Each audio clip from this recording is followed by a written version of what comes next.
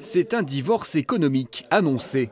Ce matin, les services de l'État briefaient une quarantaine d'entreprises iséroises sur les enjeux du Brexit. Partenaire commercial européen majeur, le Royaume-Uni deviendra bientôt un simple pays tiers. On passe d'une situation de pays de l'Union européenne, donc sans droit de douane, sans passage en douane, donc sans blocage douane, à une situation comme si on allait travailler en fait avec les États-Unis, à savoir donc un passage en douane, des droits de douane et de la TVA.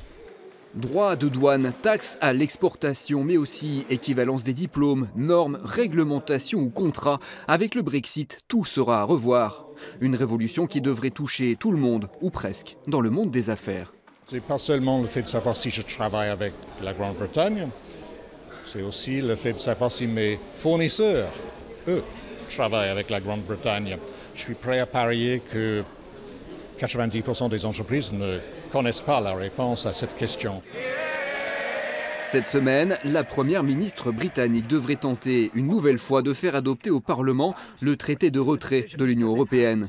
En cas de succès, le Brexit entrera en vigueur en décembre 2020.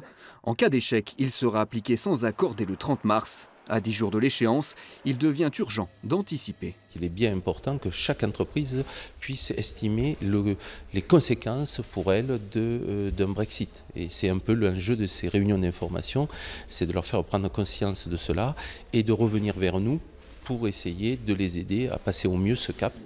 L'enjeu est de taille pour l'économie locale. L'année dernière, les exportations des entreprises iséroises vers la Grande-Bretagne s'élevaient à plus de 500 millions d'euros.